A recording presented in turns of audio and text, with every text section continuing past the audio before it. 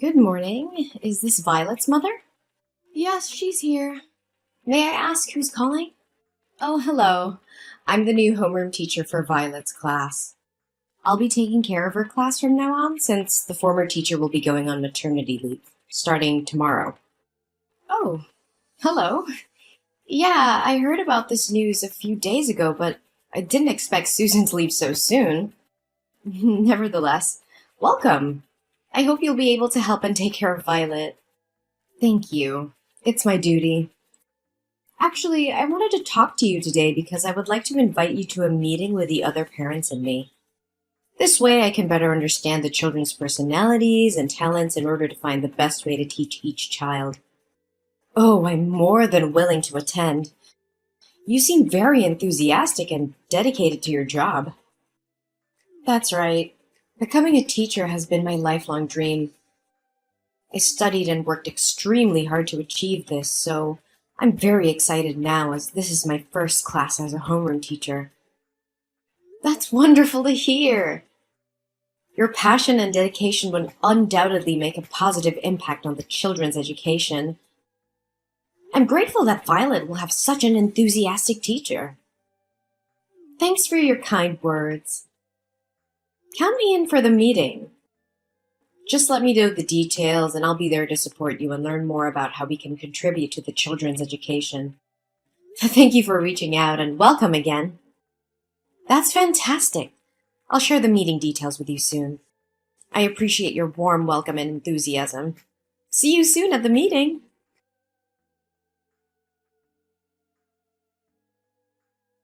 Wow, it's such a small world. I can't believe it's been 10 years since we last saw each other. You have no idea how sad I was when I heard you transferred schools. Why do you keep running away like a scared mouse, just like you did 10 years ago? What more do you want from me? I don't want to bring up the past again. I've tried to forgive you, so it's best if you don't mess with me. Forgive me? Are you kidding? I didn't do anything to you. We used to be best friends. If anyone needs to beg for forgiveness, it's you for moving away and taking the joy from my everyday school life. Best friends? You were a bully. You ruined my life.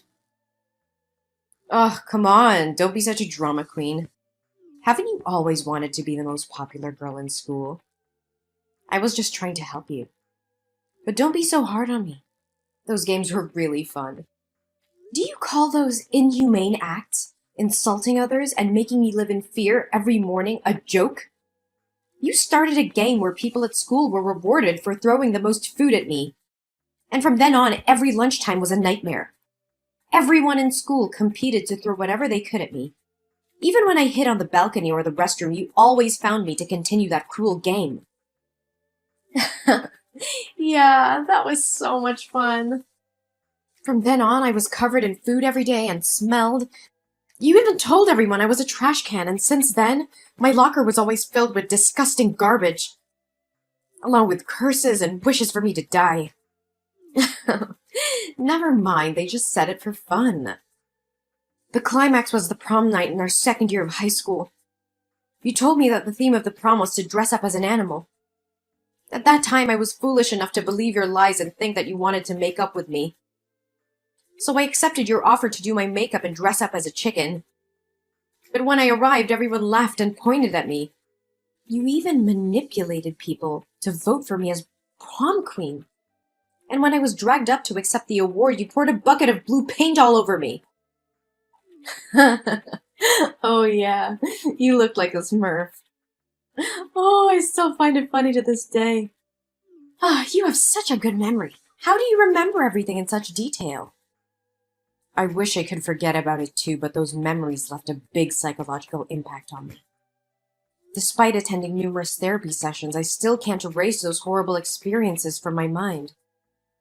Ugh, chill out. Can't you take a joke? Those weren't jokes, Farah. They were acts of pure cruelty and humiliation. I was tormented daily, emotionally and physically scarred by her actions. My self-esteem was shattered and I lived in constant fear and embarrassment.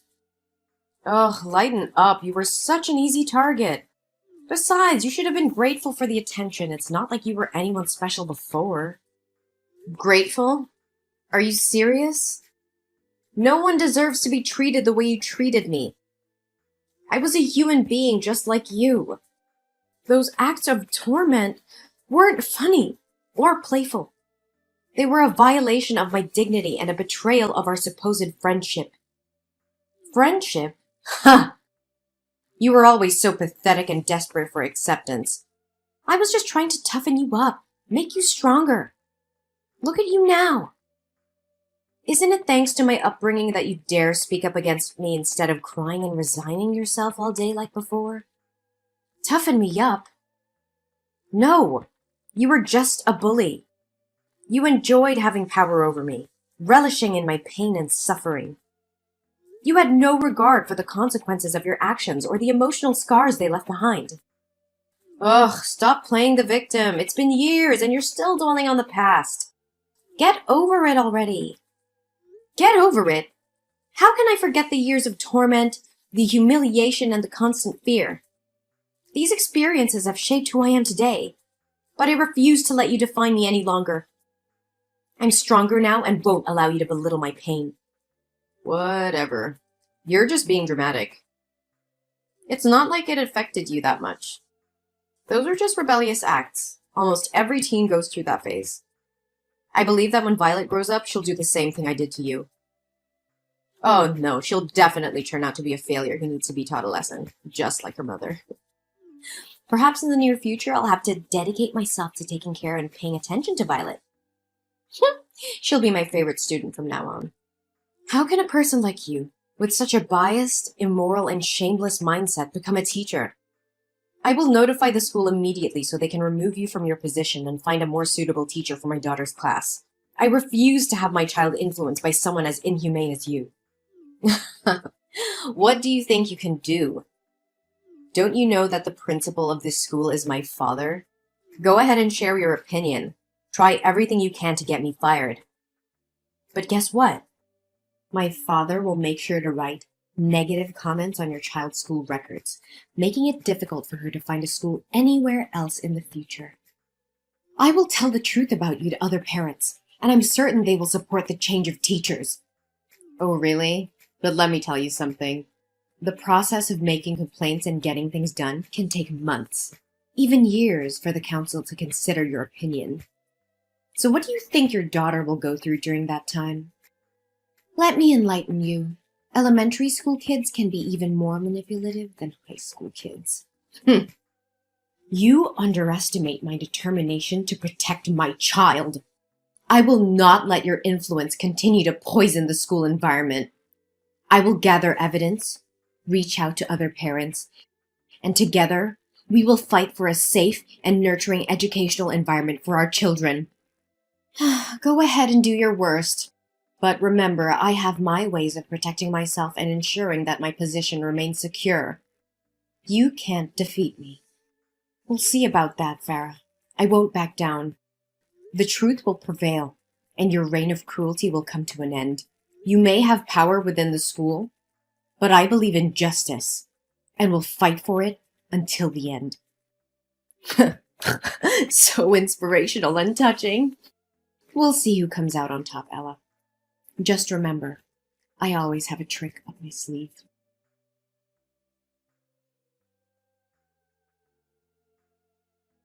Hello, Jellyfish Mom. Today I have an announcement to make regarding your daughter's recent misconduct. As her homeroom teacher, I have taken disciplinary action in response to her poor behavior. And before you jump to conclusions, let me clarify that this has nothing to do with holding a grudge from the past or intentionally causing trouble with your daughter. This is simply a conversation between a teacher and a parent to inform you about incidents of cheating and stealing involving Violet and her classmates. What? What do you mean by poor behavior? Are you saying my daughter cheated on her exam and stole from her classmates? Yes, that's exactly what I mean. During a math test today, I noticed Violet looking at her classmates' papers and even exchanging answers with them. A math test? That can't be right. Violet excels in math. Last year, she even represented the school in an inter-school math competition. How can you be so sure that she hasn't neglected her studies this year? Perhaps she resorted to cheating out of fear of embarrassing her friends. Furthermore, today was Violet's day for classroom duty. When her classmates returned to the class after playing, many of them discovered that their belongings were missing. Crayons, hair bows, game consoles. They were all found in Violet's locker when we conducted a search. How is that possible? Something doesn't add up. I am confident that Violet would never steal from her friends. Someone must have framed her. Accept the truth. You have failed to raise your daughter properly. As an experienced teacher, I can clearly discern if a child is lying or not. Moreover, she has already confessed her mistakes in front of the class. What? Did Violet herself admit to cheating and stealing? Yes, indeed. Although I had to use a professional method as a teacher to get Violet to admit her mistakes. What do you mean by professional method? Well, as an expert in educating children, I know which methods work best. In this case, a light spanking with a ruler was employed. I can assure you that I have used this approach with hundreds of students before. What? Did you physically punish my daughter? How dare you take such action without certainty that she committed those acts? You coerced and assaulted her just to force her into admitting fault? And you still call yourself a teacher? Oh, please, she simply needed to face the consequences of her actions. By the way, I'm disciplining Violet, so she'll be returning home 2 hours later than usual today. I have lesson plans to work on for tomorrow, so I won't be able to continue this conversation with you. No, you're not going anywhere until you clearly explain what punishment you're referring to. What have you done to my daughter? Oh, don't worry, you'll find out soon enough once she arrives home. Today I decided to test out a new punishment method, and your daughter was the first one to experience it. She'll be so grateful to me for a refreshing summer look. What on earth are you talking about? Oh, just relax, it's no big deal. Today was career day at school, and my class happened to open a salon shop, so I made a small adjustment to Violet's hair. Even though she looked pretty with her hair tied on both sides, she looked even prettier with her new hairstyle I created. What? How dare you touch my daughter's beautiful hair? Did you cut off those 2 braids? Oh, you silly person, of course not. I wouldn't be so heartless. Short hair wouldn't suit her face. Instead, I shaved her head in front of the entire class. I simply used her as an example to teach and warn other students never to make the same mistake as your daughter. It's quite an effective method of education. I swear to God, you're going to pay for this. You've gone too far, Farah. I won't let you get away with this. Oh yeah? I'm not too worried. If I didn't go this far, she'd never learn her lesson. Don't you know that when parents coddle their children, they grow up to be losers? I'm just doing what I'm supposed to do. You should be thanking me. What kind of teacher? No. What kind of person would do this? You have crossed all boundaries. It's not your place to physically and emotionally harm my daughter. You have abused your authority as a teacher. Oh, please, don't be so dramatic. It was just a harmless punishment. Her hair will grow back soon. Harming my daughter physically and emotionally is not harmless. You have no right to punish and abuse students like that. Even if she had committed a serious offense, you should have contacted me as her parent to discuss it. Not subject her to torture like this! Oh, come on, it's my class, my rules, okay? Besides, in addition to correcting your daughter's behavior, I saved you some money on shampoo and water bills. Isn't that great? I can't believe you would stoop so low, Farah. You're supposed to be a teacher, someone who nurtures and guides young minds, not someone who inflicts pain and humiliation on innocent children. How can you live with yourself? Ugh, spare me the melodrama. You act as if I've committed some heinous crime. It was just a little punishment. A teaching moment for your daughter. It was not just a little punishment. You violated my daughter's trust, her sense of security. You took away her dignity and happiness. How could you be so heartless? Heartless? I did what needed to be done to discipline her. She needed to learn a lesson. Besides, it's not like she's the first student I've punished this way. I will report your behavior to the school administration and the appropriate authorities. You will pay for what you've done. Oh, please. Your little crusade won't amount to anything. I've seen parents like you come and go, making empty threats. I've dealt with worse than you. You may have dealt with others, but you've never faced someone like me. I will expose your true nature and ensure you are stripped of your position as a teacher. No child should ever suffer under your twisted idea of education. You're delusional if you think you can bring me down. Your daughter will be the one to pay for your foolish defiance. That doesn't make it right. You have no right to play with my daughter's emotions and physically alter her appearance without consent. Your actions are cruel and unforgivable. Well, maybe you should have taught your daughter better. Maybe if she had behaved, you wouldn't have ended up like this. Once again, I can't believe you would sink so low. How dare you intentionally harm my daughter in such a despicable manner? What the hell are you going on about? It's just my responsibility as a teacher. Oh, so it was your responsibility to fabricate a cheat sheet, then purposefully approach my daughter's desk during the math test, dropping it near her feet and pretending it was innocent? Did that answer magically appear in her pocket too? And let's not forget your responsibility to rummage through other students' belongings, hide their items in my daughter's locker, and play innocent while they search for their possessions. You're truly cunning and conniving. What in the world are you trying to imply? Are you making up stories to protect your daughter and shift the blame onto me? The other students in the class will back me up. Oh, you think so? Well, I happen to have video evidence of your malicious actions towards my daughter. Video? What video are you blabbering about?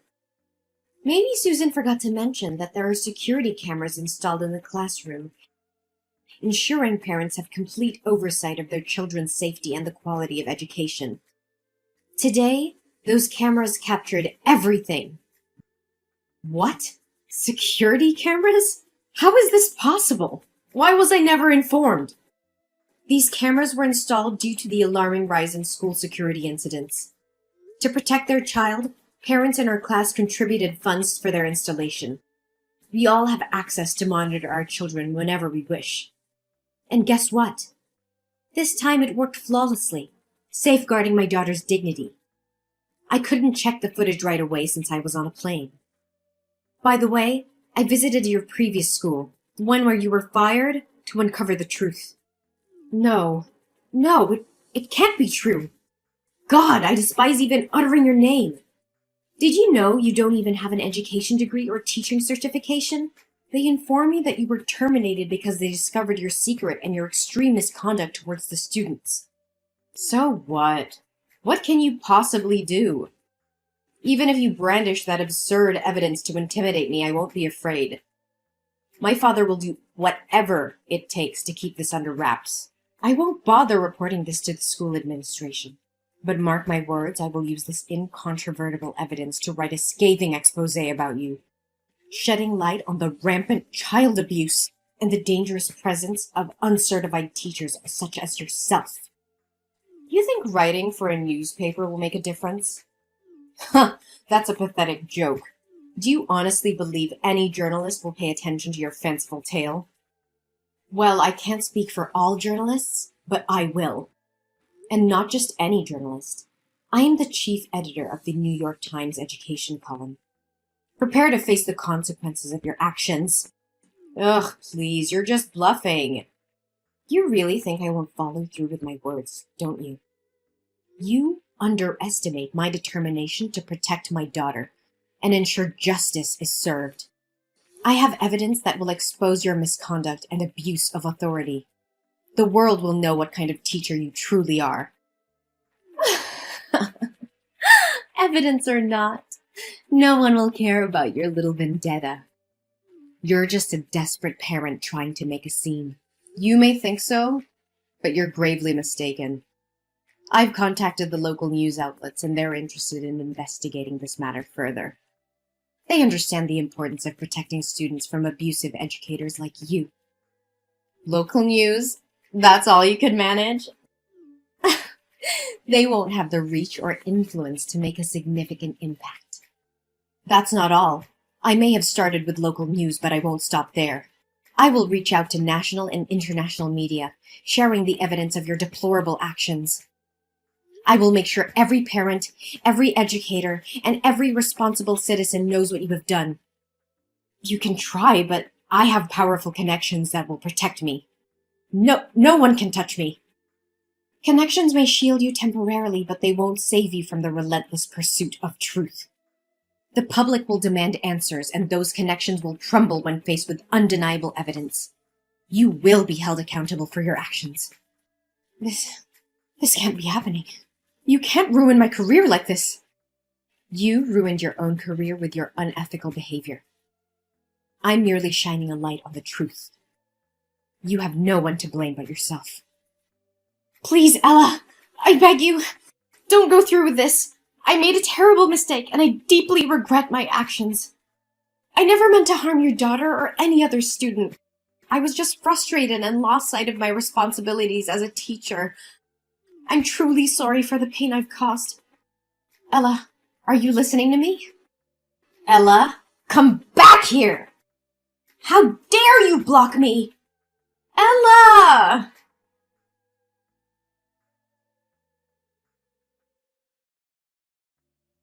The public became aware of Farah's student abuse incident, and the news spread like wildfire.